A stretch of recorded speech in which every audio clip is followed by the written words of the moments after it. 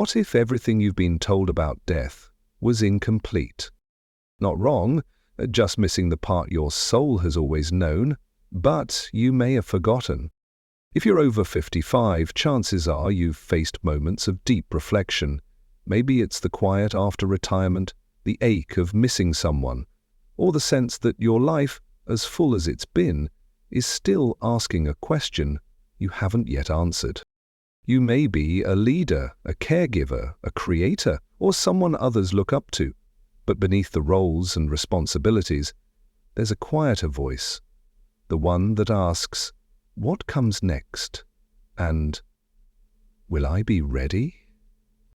Today's video isn't about fear, doctrine, or dogma. It's about remembering, about reconnecting to something ancient within you, your soul's voice, your inner knowing. We'll explore revelations rarely heard in a once-buried interview with world-renowned intuitive Sylvia Browne. Her words touch the lives of thousands, especially those in the second half of life, offering clarity about what the soul sees after death and why that truth changes the way we live now. If you've ever felt a strange peace in a dream, or sensed someone you loved was still with you, or wondered what legacy truly means in your final chapters, this conversation is for you. Share in the comments, have you ever had an experience that made you feel closer to the unseen? And if this message speaks to you, please like this video and subscribe, so more souls like yours can find their way to this quiet, powerful truth. Let's begin. Not long ago, a man in his 60s told me something that stayed with me. He said, I've built companies, raised a family, traveled the world, but the thought of dying alone terrifies me more than anything I've ever faced. He didn't say it with fear in his voice, but with something quieter, like loneliness wearing the clothes of strength. For many of us in this stage of life, it's not the physical changes or slowing down that unsettle us, it's the deeper questions that begin to rise to the surface. What happens when all the noise falls away? Will I still matter? And most quietly, most privately, will anyone be there when I leave? That's why the words from a long-lost interview with Sylvia Browne struck such a chord. Before the interview was ever aired, it was shelved. Too sensitive, they said. Too much for the public at the time. But what she said in that room nearly 30 years ago was not about fear. It was about presence. She said, no one dies alone, not ever. Not even those who pass quietly in nursing homes or hospital beds with no loved ones nearby, because, on the other side, there is always someone waiting, a familiar presence, a soul that loves us, maybe a parent, maybe a lifelong friend, maybe a guide who has always walked just outside our view. For those of us who have lived enough life to know that goodbyes can be sudden and incomplete, this truth lands softly but deeply. It's not just comforting, it restores something inside, a memory we didn't know we carried. That the final breath is not an exit, but a crossing, a homecoming. Sylvia didn't describe this with grand poetic language. She simply said it like a person who had seen it too many times to doubt. She spoke of thousands of stories, from people who clinically died and came back, each one repeating the same moment. That someone was there. The atmosphere was calm. There was no fear for the modern adult, especially those who've spent their lives leading, building, solving problems. There comes a point when influence must turn inward. Not as retreat, but as evolution. And what better place to begin than here, in the still space between one life and the next? If you've ever sat quietly and felt like someone unseen was near you, suppose you've woken from sleep with a sense of peace that didn't belong to any dream. Perhaps you already know this truth too, that death is not abandonment, it is a reunion. Not a void, but a doorway. And the more we remember that, the less we fear leaving, and the more deeply we begin to live now. One of the most powerful things Sylvia shared was what happens in the very first moments after we cross over. She said it's not a place of confusion or fear. It's a moment of instant recognition, a deep emotional knowing that you are not lost, that you are being received.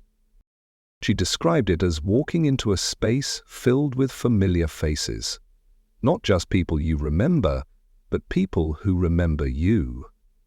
Faces of those you thought you might never see again. A spouse who passed too soon, a child, a parent, or even a friend whose memory still visits you in quiet moments. They appear with a calm smile. No words are needed. This kind of reunion goes beyond language. It's a recognition that comes from the soul, not the mind. You don't have to ask who they are. You already know. For those of us who have carried grief for years, this is more than a comforting thought. It reframes the entire story of loss. What if the people we mourn never truly left? What if they've been waiting, gently, patiently, for us to remember the bigger picture? Sylvia used a phrase that stayed with many people. She called it absolute familiarity. That sense of stepping into a space where you are completely known, where time hasn't erased the bond, only softened the edges. No awkwardness, no distance, just love meeting love again. This image means something different when you've lived long enough to bury friends, lovers, even children. There's a part of us that keeps replaying the last goodbye, the moment we couldn't hold on any longer. But what if that moment wasn't the end? What if it was just the pause before a much longer story continues? For anyone who has stood beside a hospital bed or sat in silence after a funeral, these words don't feel like fantasy. They feel like a memory we haven't fully let ourselves access. It is as if, deep down, we've always sensed that real connection never disappears. It only changes form. And maybe the people we miss most are closer than we think. Maybe in the quiet space between sleep and waking, in the stillness of early morning, in those unexplainable waves of comfort, we are already brushing against them, already hearing them, already being reminded. For the adult who has spent decades giving advice, offering leadership, or holding others through their pain, there's often little space left to process their own. But this truth, if we let it in, can be part of our healing, not because it fixes the past, but because it opens the heart to something beyond it. The next time you think of someone who has passed and feel a sudden warmth or peace, don't brush it away. Don't label it as imagination. Maybe it's the beginning of your own reunion. Not someday, but already happening in the places words cannot reach. One of the most common fears people carry, even when they don't talk about it, is the fear of pain at the end. The body is growing weaker, the breath is slowing, the moment of letting go. Many wonder, will it hurt? Will I feel everything until the very last second? Sylvia answered this with striking clarity. She said the soul begins to separate before the body fully shuts down, that what we often think of as the moment of death is actually much gentler than we imagine. The body may still be struggling, but the essence of who we are is already moving into peace. She compared it to stepping out of a dark, crowded room into sunlight. You don't run, you don't force anything, you just naturally move towards something warmer, lighter, and strangely familiar.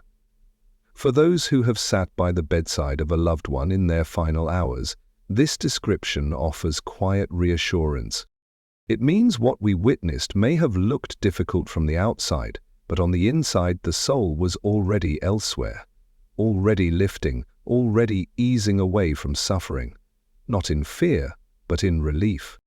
That idea brings comfort, especially for those who still carry guilt or helplessness about not being able to take someone's pain away. The truth is, maybe they didn't feel what we feared.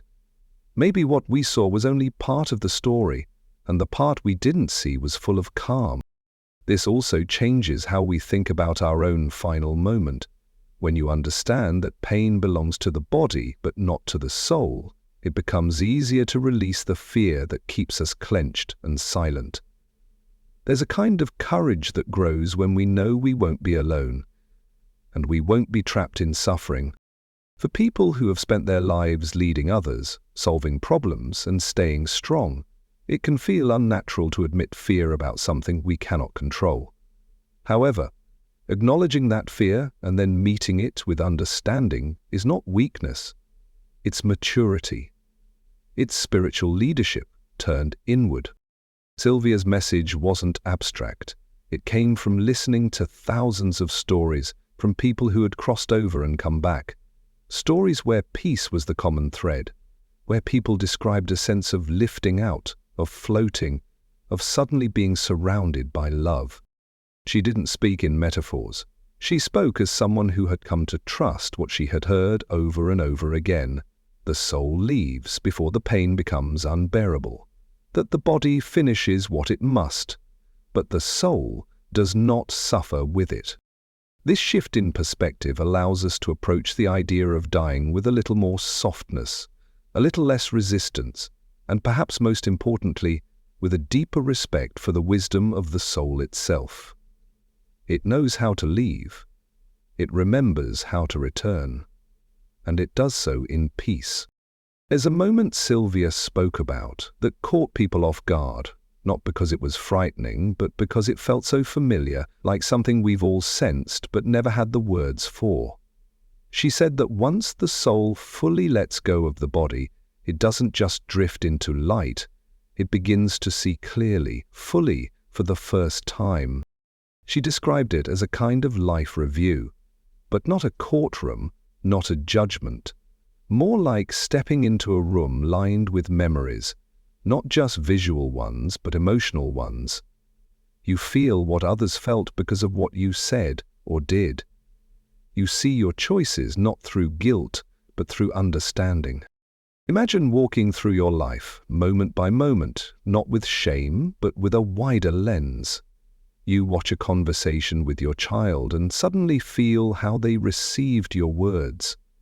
You remember a silence between you and a friend and realize what it left behind. You feel what your kindness gave and what your anger took. For those of us who have tried to live with purpose, this part isn't punishment, it's clarity, and for many, it's healing. Some wounds in life don't come from what others have done to us, they come from not understanding the ripple effect of our own actions. And here, in this place beyond the body, there is space to truly see. Sylvia said, this isn't about being judged, it's about becoming aware. And that awareness carries weight, but it also carries freedom. It gives us the chance to forgive ourselves, to soften where we've been hard, to release the moments we've clung to in silence, out of regret or pride or fear. When you reach a certain age, you've lived through enough to carry a list of things you wish you'd done differently. And maybe that list still whispers to you when the room is quiet. But what if every one of those moments could be seen again, with gentler eyes? What if the soul isn't asking for punishment, but for insight? That changes everything, because it means you still have time. Not just time to make amends or repair relationships, but time to look at yourself with more compassion, to grow while you're still here, and maybe even to prepare the heart for that moment of review by living more openly now. For leaders, thinkers, caregivers, and people who've always had to keep it together, this truth might be the most liberating of all. You don't have to get everything right. You just have to be willing to learn from what you've lived. And the soul, when it finally sees clearly, carries that learning forward. So if you're still holding on to something heavy, consider this. The review is coming, not to shame you, but to free you. And maybe, just maybe, the soul's greatest gift is to finally understand what it always tried to teach us while we were still alive. After the soul reviews its life, Sylvia says something remarkable has happened. It doesn't go to a final destination. It enters what she called a kind of spiritual school, a place where learning continues, but in a way that's shaped by who you are and what your soul is ready for. This school isn't forced. There are no rules, no exams, no judgments. It's more like a space of reflection, where the soul is offered opportunities to understand more deeply. Some souls choose to rest, some want to reconnect with others, and some feel drawn to explore lessons they didn't fully grasp while on Earth. Sylvia explained that the experience is different for everyone. No two paths are the same. Just as each of us lives with our own unique joys and pains, we also continue beyond this life in a way that matches our soul's rhythm. It's not about hierarchy or success. It's about readiness. For those of us who've spent our lives pushing toward goals, this idea can be unfamiliar. We're used to plans, outcomes, and timelines, but the soul doesn't operate by deadlines. It listens instead to energy, to longing, to purpose. It moves at the speed of awareness. Some people arrive on the other side and feel complete. They rest. They spend time with loved ones. They walk through gardens of memory and meaning. Others feel a pull toward deeper clarity. They seek out knowledge, healing, or service. Not because they have to, but because something within them is still curious. Sylvia described this as an act of love, not correction. A choice to keep growing. That struck a chord with many people, especially those who once feared that death meant the end of all progress. For the high achievers, the lifelong learners, the ones who never felt finished, this was permission. Permission to keep unfolding. This school is gentle. It doesn't point fingers, it opens doors. And behind each one is a piece of yourself waiting to be understood. Sylvia spoke of rooms where people revisit emotions they avoided in life. Places to heal grief, shame, or disappointment, not to relive pain, but to free it. Imagine walking into a space and finally understanding a conflict that haunted you for years, not from your limited point of view, but from a higher, loving perspective. That is what this learning offers. Not perfection, not performance, but peace. And maybe that's what growth looks like at the soul level.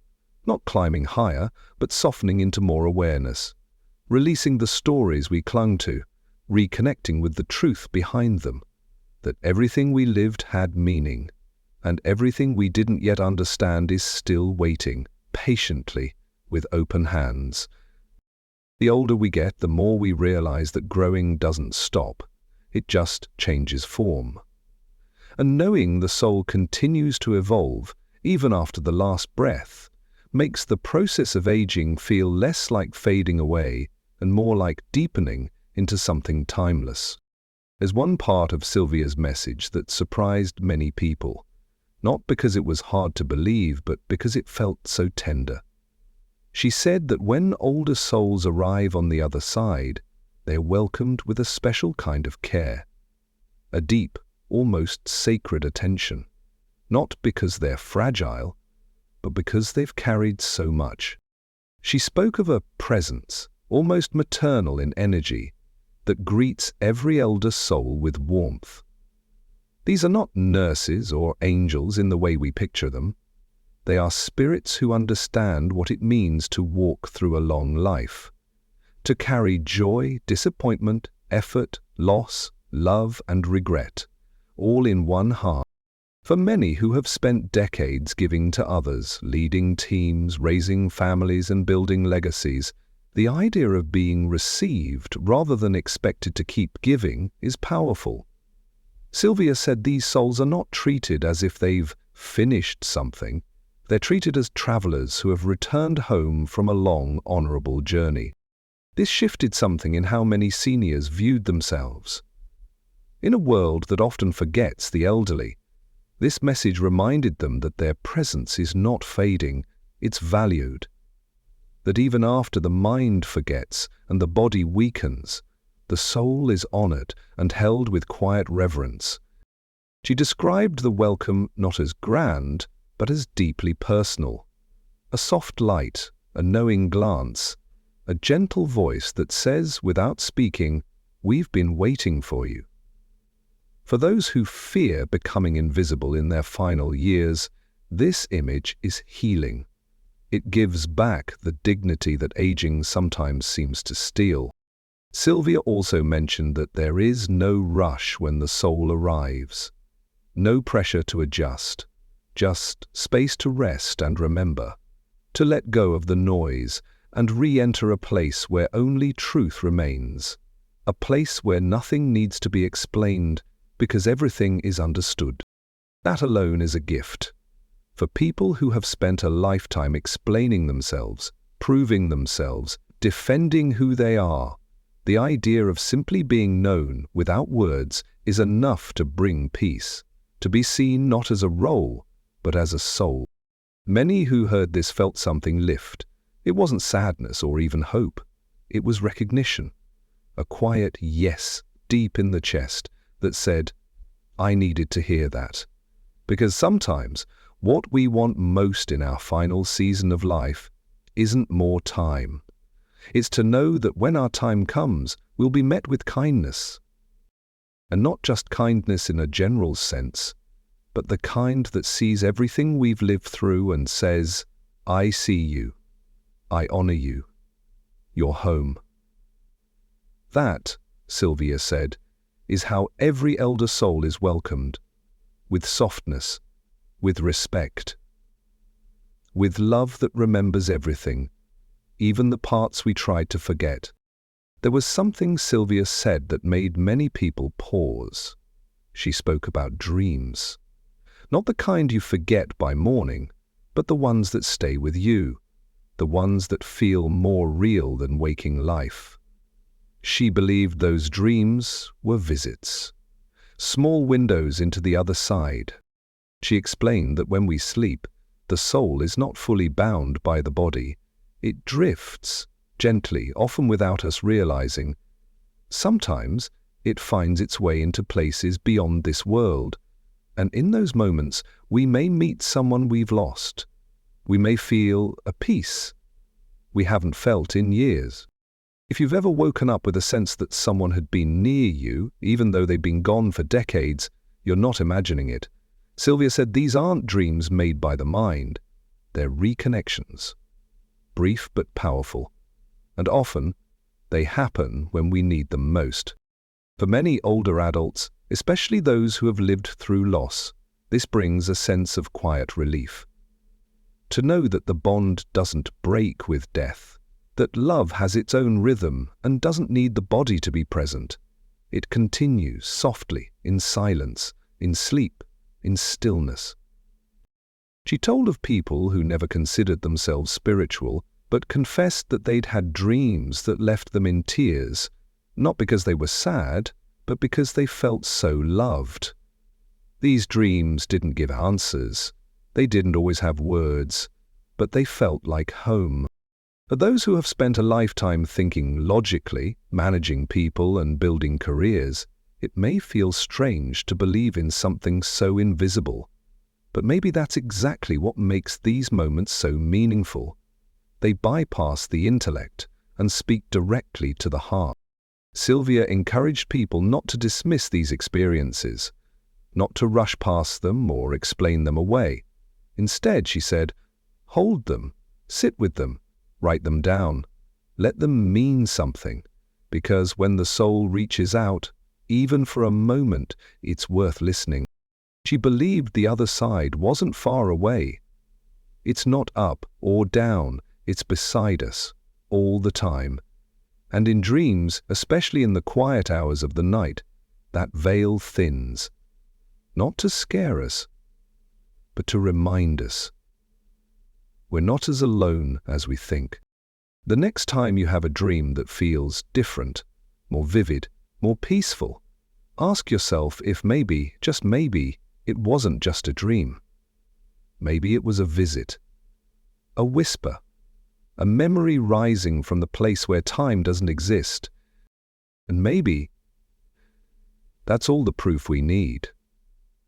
Not in science or logic, but in the moments that move us without reason, the ones that feel like love, reaching back, just for a moment, just enough to let us know it's still there, and always has been.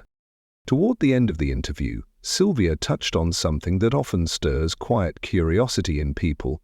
The question was simple: can we choose to come back? Her answer, just as simple, was yes. But it wasn't out of obligation or punishment. It was out of love. She explained that many souls return not because they have to, but because they want to. Some feel they left too soon. Others want to help someone who's still here.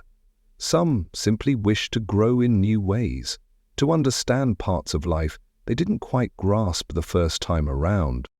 This idea changed how many older adults viewed reincarnation. It wasn't a cycle of endless repetition. It was an invitation, a chance to return, not as a burden, but as a gift. Not everyone chooses to come back right away. Some take time. Some rest. Some observe from afar. But those who do return often carry a quiet purpose. They're drawn to moments that need their presence. A word of comfort, a simple act of kindness, an insight passed down in a family. These may seem small, but from the soul's perspective, they can ripple out in ways we may never fully see. For those who have lived long, complex lives, this offers a deep kind of peace. Maybe you haven't finished your work, or maybe your work isn't what you thought it was. Maybe your presence itself is what matters most. And maybe, if needed, your soul will find its way back to finish what still feels undone. Sylvia was clear. There is no pressure, no race, no punishment waiting. The soul decides with guidance when it's ready, and even in that decision there is freedom. That struck a chord, especially with people who carry guilt from the past. Choices not made, apologies were never said, opportunities missed.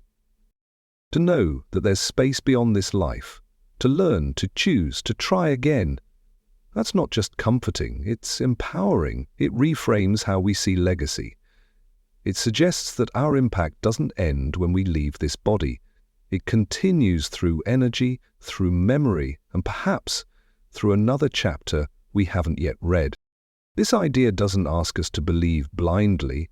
It simply invites us to consider that life might be more fluid than final. The soul is not on a strict schedule, it's on a journey. And every step, even the return, is sacred.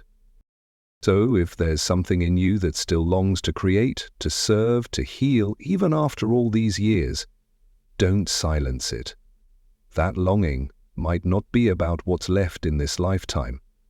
It might be the soul whispering that some part of you is not yet finished. And that's not a burden, it's a quiet calling, a reminder that love often circles back, not for closure, but for expansion. One of the most healing things Sylvia ever shared had to do with what happens to those who leave suddenly. The ones taken by accident, illness, or violence.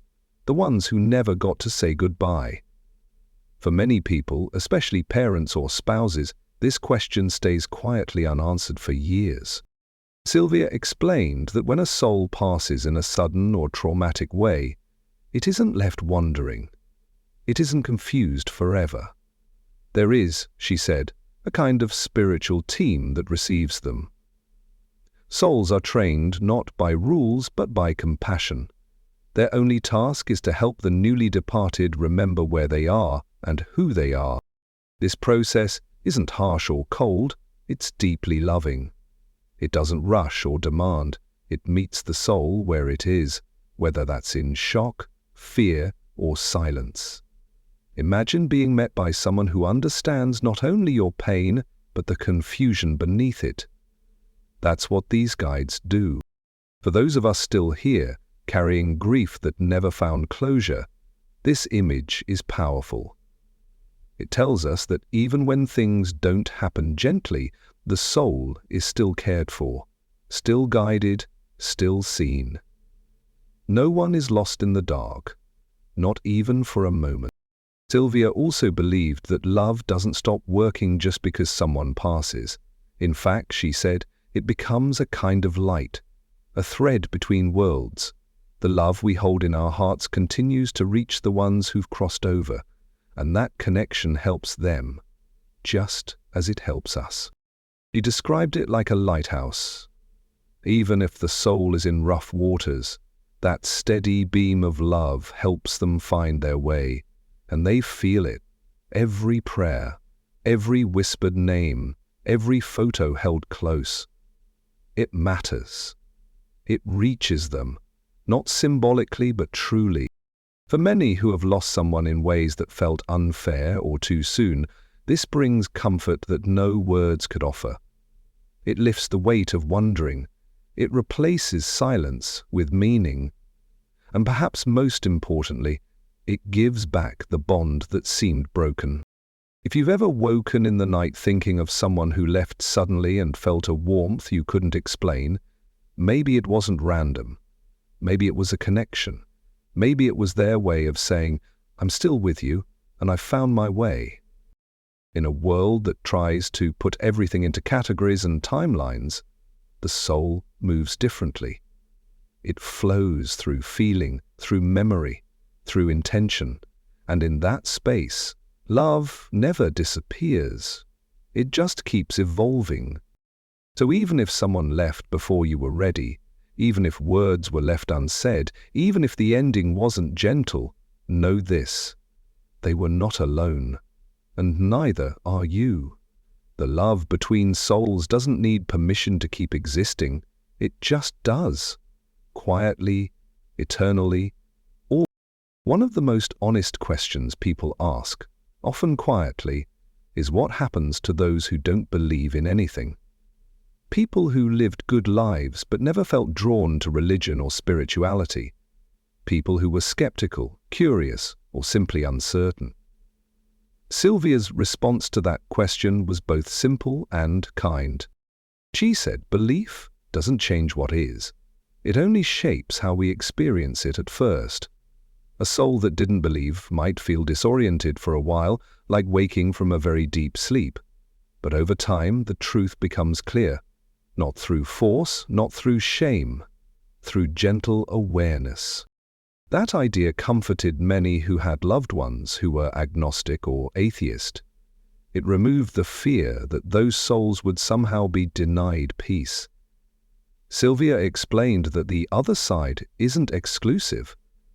It doesn't require faith as a passcode. It simply welcomes. She described it as a soft unfolding. The soul begins to recognize where it is, not because someone tells it, but because it remembers. That remembering happens naturally.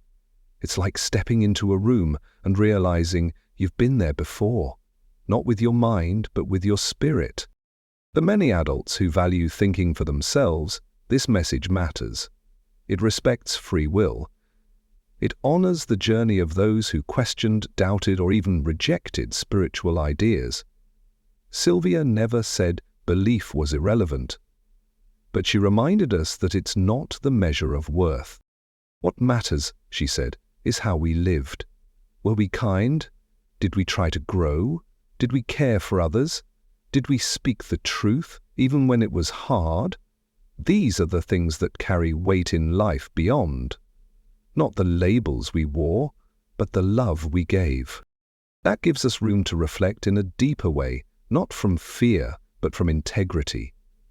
It invites us to live as if every choice leaves a gentle imprint, not because we're being watched, but because our choices shape who we become and what we carry forward. This also helps soften conversations with loved ones who don't believe what we do. It makes space for respect. It allows us to speak from love, not urgency, to share, not convince, to listen even when we don't agree. Sylvie's view was clear. The soul is not fragile, it's wise. It knows what to do, even when the personality is unsure. And when the moment comes, every soul is met with the same light, the same invitation. To remember, to rest, to return home.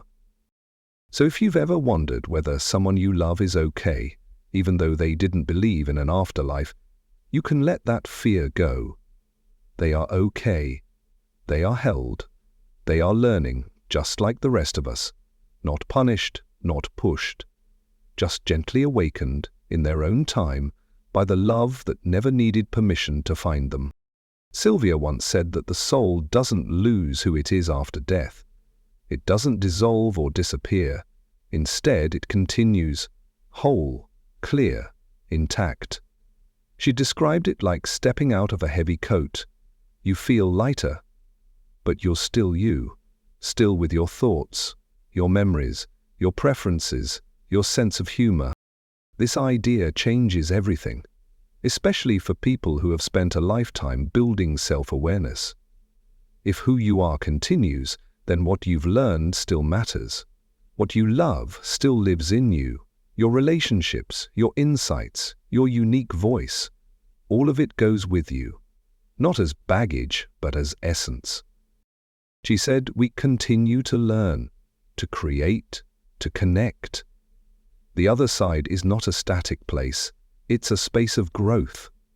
She described places where souls gather to study, to reflect, to rest, and even to design their next journeys, not because they have to, but because the desire to expand does.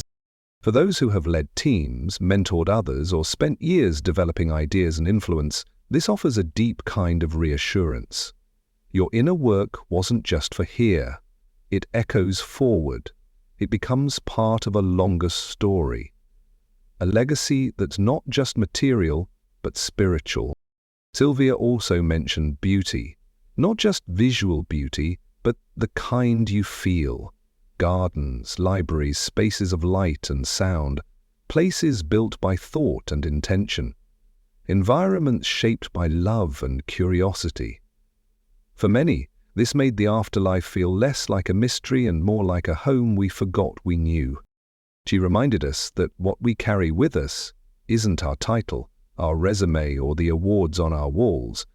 It's how we made people feel, how we showed up in small moments, how we listened, how we led with empathy.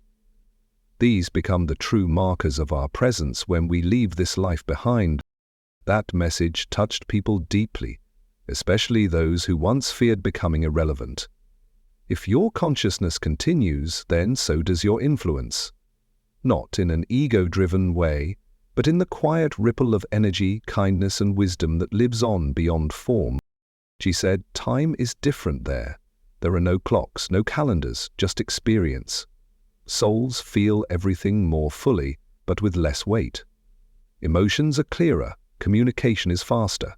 There's no need for pretense, just presence, honest, open, and real. For those of us nearing or embracing the later chapters of life, this is not a farewell.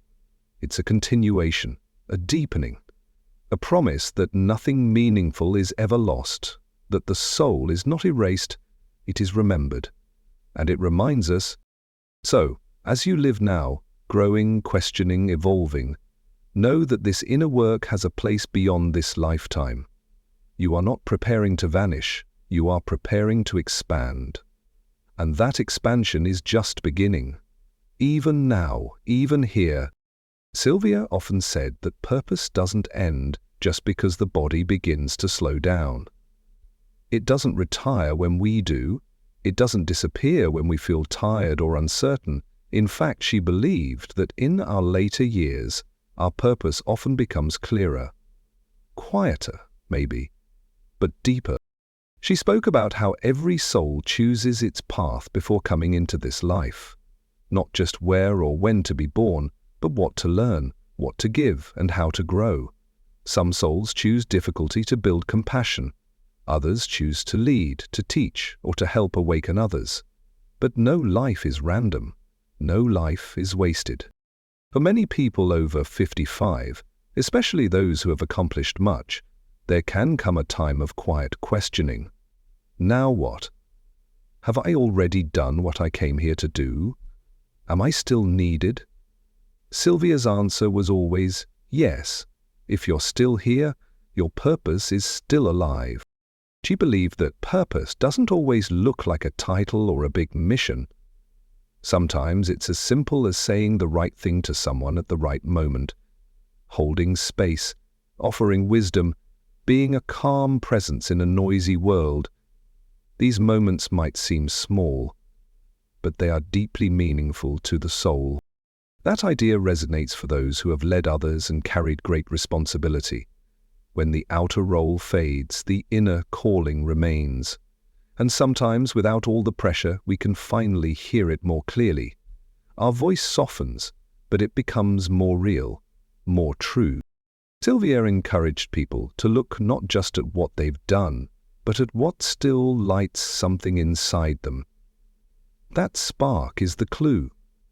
If you feel pulled towards something, even something quiet, that might be your soul's way of pointing you back toward your path.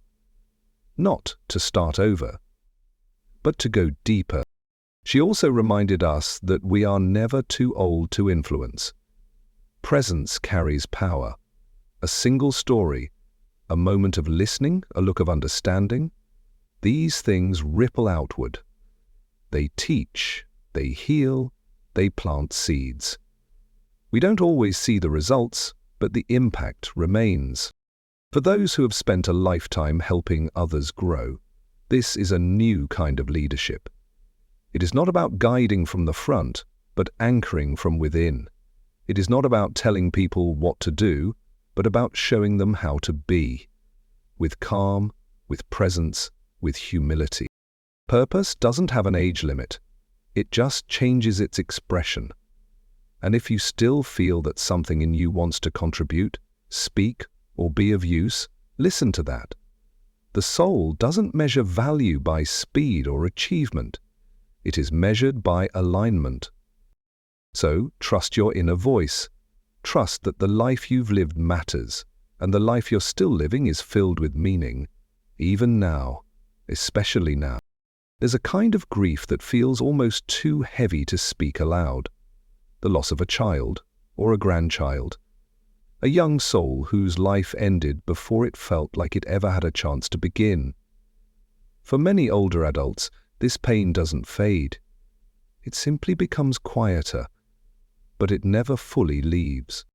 Sylvia knew that grief. She spoke to many families over the years who carried that specific ache. She offered something not as a fix, but as a shift in understanding.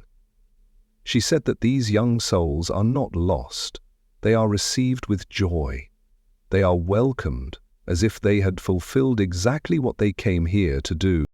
That idea can be hard to hold at first, especially when we think about the time, years, and milestones missed. But Sylvia described these children as old souls. Souls who chose brief lives with powerful meaning, not because they were being punished, but because even a short life can change everything. She said many of these young spirits become guides, not in the way we might expect, not like angels hovering above, but like quiet companions who walk beside us, especially when we think of them, especially when our hearts reach for that connection, she said, never breaks. For grandparents and parents who have lost a child, this was a balm.